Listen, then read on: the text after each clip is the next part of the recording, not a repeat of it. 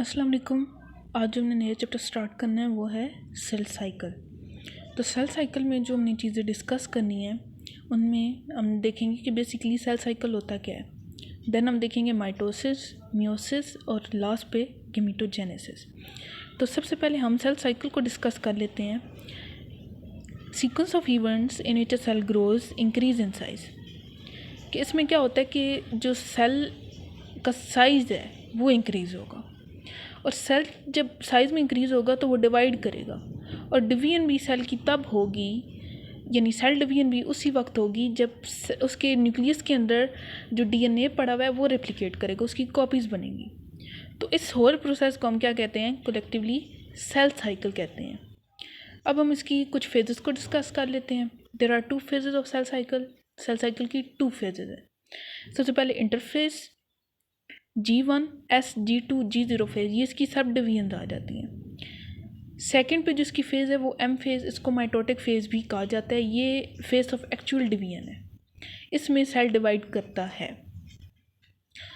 अब हम इंटरफेस को डिस्कस करेंगे। इंटरफेस की जो सबसे पहली फेज़ है वो G1 फेज़ है। इसमें अब क्या होता है, synthesis of proteins and accumulation of nucleotide occur. इसमें कुछ ऐसी प्रोटीन्स बनती हैं, सिंथेसाइज होती हैं और कुछ न्यूक्लियोटाइड की एक्युमुलेशन होती है, यानी वो इकट्ठा होना शुरू हो जाते हैं।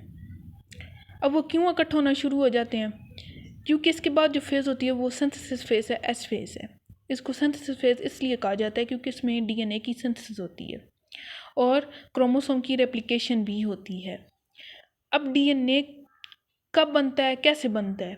डीएनए की सिंथेसिस कैसे होती है? न्यूक्लियोटाइड की वजह से। न्यूक्लियोटाइड डीएनए के सब यूनिट्स हैं उनको बनाते हैं। तो जब न्यूक्लियोटाइड ही नहीं होंगे तो डीएनए कैसे बनेगा? तो इस वजह से जो G1 फेस है उसके अंदर न्यूक्लियोटाइड की एक्युमुलेशन होना शुरू हो जाती है पहले से ही, और साथ ही साथ कुछ प्रोटीन्स सिंथेसाइज होते हैं। उसके बाद इस एस फेज के अंदर एक तो डीएनए सिंथेसाइज होता है और साथ रेप्लिकेशन ऑफ क्रोमोसोम होती है, क्रोमोसोम की कॉपीज़ बनती हैं। नेक्स्ट G0 फेज़ आ जाता है। इसको G0 फेज़ इसलिए कहा जाता है क्योंकि कुछ सेल्स ऐसे होते हैं जो G1 फेज़ के आगे प्रोसीड ही नहीं होते हैं। G1 फेज़ तक आके उनका, यानी उनका सेल साइकिल जो होता है वो G1 फेज़ तक ही होता है, मज़ीद वो आगे प्रोसीड नहीं होता।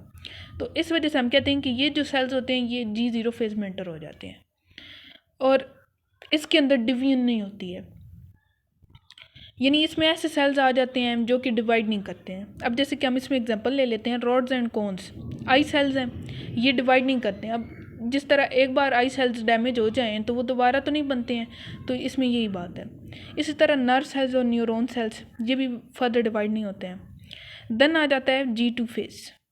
G2 फेज़ में भी कुछ इंपॉर्टेंट प्रोटीन्स बनती हैं जो कि M फेज़ यानी माइटोटिक फेज़ में ज़रूरत पड़ती हैं, और कुछ RNA की फॉर्मेशन होती है और माइक्रोट्यूब्यूल्स बनती हैं।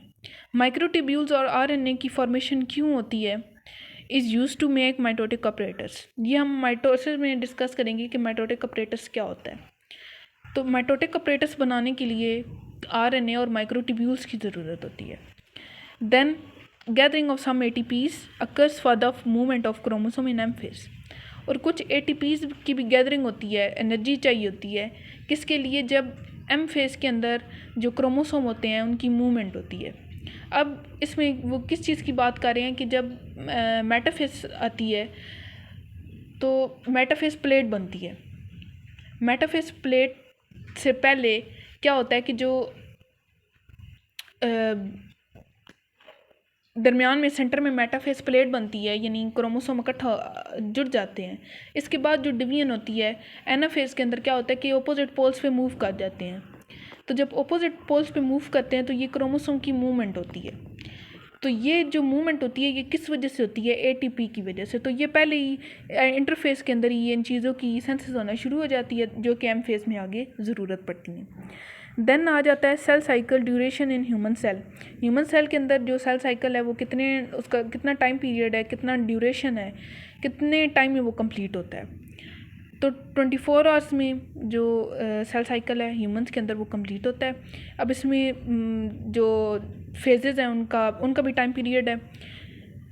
G1 ये 9 आवर्स में कंप्लीट होती है, S फेज़ 10 आवर्स में, G2 4.5 आवर्स में, माइटोटिक फेज़ जो होती है वो 30 मिनट्स में कंप्लीट होती है, जबकि यीस्ट के अंदर देखा जाए तो ये 90 मिनट्स का सेल साइकिल होता है। तो ये बात थी सेल साइकिल की। नेक्स्ट वीडियो में हम माइटोसिस मियोसिस को डिस्कस करेंगे, और तब तक के लिए अल्लाह हाफ़िज़।